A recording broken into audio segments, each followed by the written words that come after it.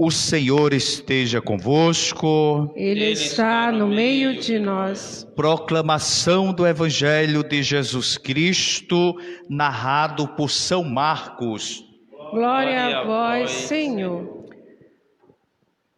Naquele tempo, as autoridades mandaram alguns fariseus e alguns partidários de Herodes para apanharem Jesus em alguma palavra. Quando chegaram, disseram a Jesus: Mestre, sabemos que tu és verdadeiro e não dás preferência a ninguém. Com efeito, tu não olhas para as aparências do homem, mas ensinas com verdade o caminho de Deus. Diz-nos, é lícito ou não pagar o imposto a César? Devemos pagar ou não? Jesus percebeu a hipocrisia deles e respondeu: Por que me tentais? Trazei-me uma moeda para que eu veja. Eles levaram a moeda e Jesus perguntou: De quem é a figura e a inscrição que estão nessa moeda? Eles responderam: De César. Então Jesus disse: Dais, pois, a César o que é de César, e a Deus o que é de Deus. E eles ficaram com Jesus. Palavra da salvação. Glória a vós, Senhor. Que pelas palavras do Santo Evangelho perdoe todos os nossos pecados. Amém. Amém. Meus amados irmãos e irmãs, nós adentramos neste tempo litúrgico, no tempo comum, a 9ª semana do tempo comum. Vocês podem perceber que liturgicamente nós estamos agora de roupagem verde. É um dos maiores tempos na liturgia, que é justamente esse tempo comum. Nós passamos aí a quaresma, 40 dias, depois usamos a cor roxa, agora na Páscoa nós passamos 50 dias a igreja celebrando e esperando a vinda do Espírito Santo. E usávamos os paramentos na liturgia, a cor branca, a cor da esperança, a cor da vitória, a cor branca. E adentramos agora, nós chamamos na liturgia o círculo litúrgico. E no círculo litúrgico nós adentramos ou voltamos de novo para o tempo comum, aonde haverá algumas festas, né? Mesmo nós iremos celebrar, né, uma grande festa dentro da igreja, que é justamente o batismo do Senhor, e logo em seguida nós vamos celebrar também Corpus Christi, e essas são festas, mas que não têm um tempo estendido como Quaresma, como o Advento, como a Páscoa, mas o tempo mais estendido no círculo litúrgico é justamente o tempo comum, que aqui nós estamos, os paramentos do padre, ou estola ou casula, de verdes. Isso é para que a gente se situe, porque algumas pessoas às vezes perguntam, mas padre, mudou de roupa, vai agora... E o pessoal às vezes não sabe nem por que está mudando assim nesse tempo litúrgico. Mas eu queria me deter um pouquinho em algumas palavras nessa liturgia em que nós acabamos de ouvi-la. Eu tiraria para o dia de hoje: é preciso dar a Deus o que é dele mesmo e dar a César o que é de César. A liturgia nos ajuda a compreender o posicionamento, o que Jesus tinha como missão e tinha como desafio para enfrentar naquela época, e enfrentar justamente as autoridades do tempo. E uma das autoridades que Jesus ia bater muito de frente era justamente com os fariseus, os anciãos e a religião judaica. Foram esses que Jesus, bateu de frente na época. E o Evangelho de São Marcos, ele nos ajuda muito a perceber o quanto a inveja, a arrogância, a prepotência da época já era muito grande. Até porque Jesus, na sua caminhada, era muito observado por aqueles que o seguia para saber se, mediante aquilo que Jesus pregava ou aquilo que Jesus fazia, iria contra os princípios da religião da época e contra também, justamente, a Herodes, que era justamente naquela época, e queriam colocar Jesus em uma emboscada, era pegar Jesus. Por isso que nós vamos observar bem em alguns evangelhos, que quando Jesus chega no templo e começa a perceber que lá não era somente uma casa de oração, mas era uma casa de troca, uma casa de venda, e Jesus adentra no templo, mas entra virando mesa de jogo de bicho, e uma das palavras que Jesus diz é: vocês querem, em outras palavras, bagunçar na casa de meu pai? Vocês estão fazendo bagunça na casa de meu pai? A casa de meu pai é uma casa de oração. E nisso, a religião da época e alguns fariseus começaram a se questionar. E o perguntar deles é: qual seria a autoridade de Jesus em fazer tudo isso que estava acontecendo? Por isso que uma das perseguições maiores de Jesus foi a religião judaica, sobretudo os fariseus, que não aceitavam.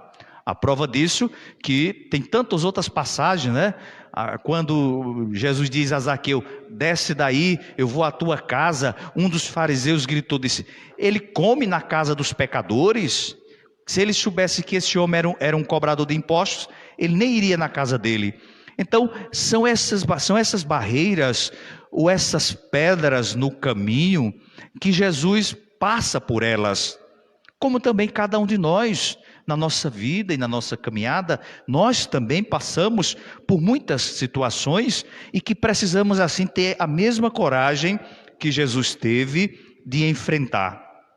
E aí, meus irmãos e minhas irmãs, podemos colocar justamente esse Jesus que é Filho de Deus na nossa vida para podermos superar as dificuldades.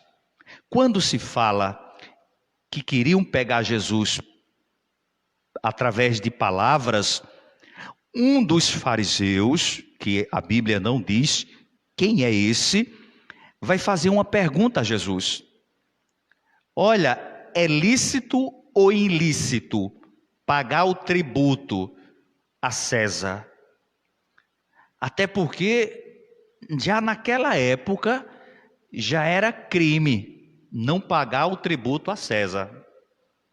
O pessoal, historicamente, perderiam suas fazendas, suas terras, ou seja, o tributo a César teria que ser pago de qualquer maneira. Por isso que essa questão de tributos, de direito tributário, ela vem lá dos judeus. E essa mesma pergunta que muita gente hoje cai naquele bicho chamado o leão, Quando você não declara imposto de renda, quando você não vai lá dizer quanto você ganhou durante o ano. Então, lá de César, era do mesmo jeito.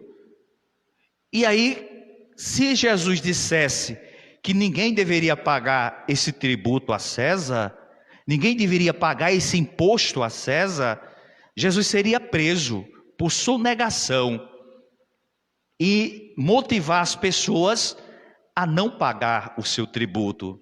Só que, lógico, Jesus vai ser muito sábio e vai dizer: olha, me traz cá uma moeda, deixa-me olhar qual seria essa caricatura, ou seja, qual seria a figura que estava na moeda.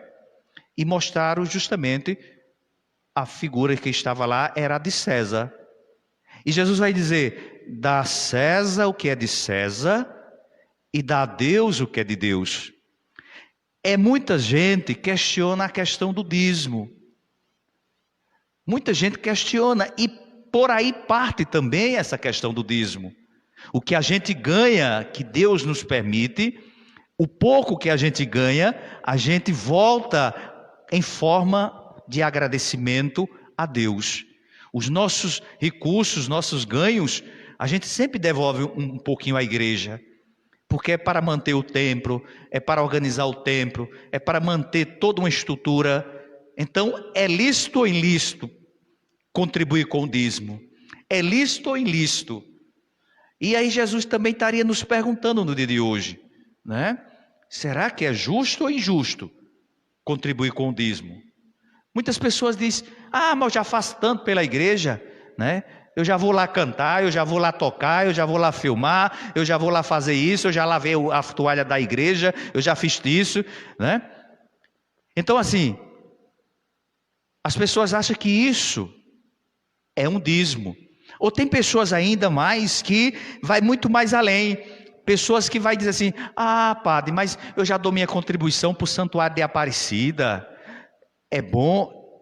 Tá fazendo certo? Tá, sim, por que não?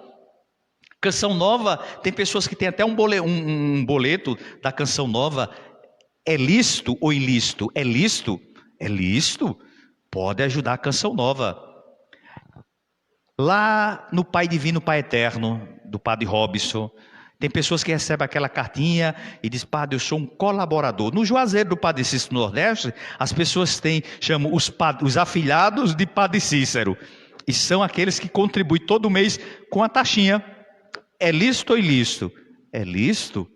É muito bonito saber que a gente abre o coração e ajuda as outras frentes de missão, os outros santuários, mas se torna ilícito quando nós não ajudamos a nossa paróquia, quando nós participamos de missa na paróquia, quando nós precisamos do padre para confessar na paróquia, quando a gente precisa de unção, chama o padre da paróquia. E quando a gente vai contribuir com o nosso dízimo, a gente contribui aonde? Na Canção Nova, na Rede Vida, não sei aonde, e nada na nossa paróquia. E diz: mas padre, eu já ajudo tanto. Isso é ilícito. Deixar de ajudar a sua paróquia. Era imposto injusto, feito de forma opressiva, mas, no mesmo tempo, Jesus estava ali para decretar uma rebelião, que ninguém paga imposto, ninguém cumpra as suas obrigações, muito pelo contrário. Jesus estava ali para dizer: dar a César o que é de César e dar a Deus o que é de Deus. Então, meus irmãos, é nosso compromisso. Jesus nos ensina que é dever nosso ajudar melhor a nossa paróquia, ajudar melhor o nosso padre, ajudar melhor a nossa igreja, e depois a gente pode ajudar as outras. Se a gente tem dinheiro de folote, muito dinheiro, por que não ajudar as outras? Aparecida, Canção Nova, século 21, Divino Pai Eterno. Mas que esse olhar que você chega até lá, seja um olhar que chegue mais perto na sua paróquia, né? Que às vezes até um cabo de microfone a gente não consegue comprar, tem que dividir em 10 vezes, pagando de R$1, R$2, né? Lá na nossa região, tinha vez que eu ia para as comunidades da zona rural e passava por uma comunidade, e passava no meio do caminho, tinha lá um punhado de gente fazendo uma igreja. E eu olhava assim, de menino, estão fazendo uma igreja aqui. Na outra semana, quando eu voltar na comunidade, já estava o povo orando dentro da igreja. E uma vez eu perguntei a um dos irmãozinhos lá: meu filho, como foi que você gostou de essa igreja tão grande, tão bonita assim? Ele disse: o nosso dízimo, mexe, o nosso dízimo consegue levantar tudo. É verdade, né? Eles são mais organizados. Às vezes a gente dá R$ 5 e ainda dá falando. Para que o padre quer dinheiro, né? Não, gente. É lícito ajudar a nossa igreja. É lícito ter o coração que compartilhe. Por isso que o símbolo do dízimo é um coração cheio de pedaços, né? Porque o dízimo é a partilha. Por isso que Jesus não foi lá fazer confronto, não foi lá discordar com as normas de César. Muito pelo contrário. Apenas a frase evangélica que Jesus nos diz é preciso dar a Deus o que é dele e dar a César o que é de César. Agora, como vai ser aplicado o dinheiro de César é como o nosso imposto, né? A gente paga imposto de tudo. Da energia, da conta de luz, da rua, do chocolate, do feijão, tudo. E a gente nunca se questiona para onde vai esses impostos. Educação, saúde, né? Se eles desviam esse dinheiro, é ilícito. Porque justamente o dinheiro dos nossos impostos é para termos segurança, é para termos moradia digna, é para termos remédio, é para termos tudo isso. Infelizmente, se torna ilícito, porque muitos que entram no poder entram no sentido de enriquecer ilicitamente. Primeiro eu, segundo eu, terceiro eu, somente eu. Peçamos a Deus, peçamos à Virgem Maria, ajude também os nossos irmãos que estão aí infectados pela essa pandemia, coronavírus. Peçamos a Deus que tenha coragem, né? Tantas pessoas nos pedem oração, que a família, o primo, a prima, o filho, a filha, a mãe, o pai, o avô, pegaram esse coronavírus e temos que ter fé, acreditar na misericórdia de Deus, na providência de Deus, para assim tudo resolver. E que a Virgem Maria possa sempre passar à frente, nos ajudando e nos sustentando. Louvado seja nosso Senhor Jesus Cristo. Para sempre seja louvado.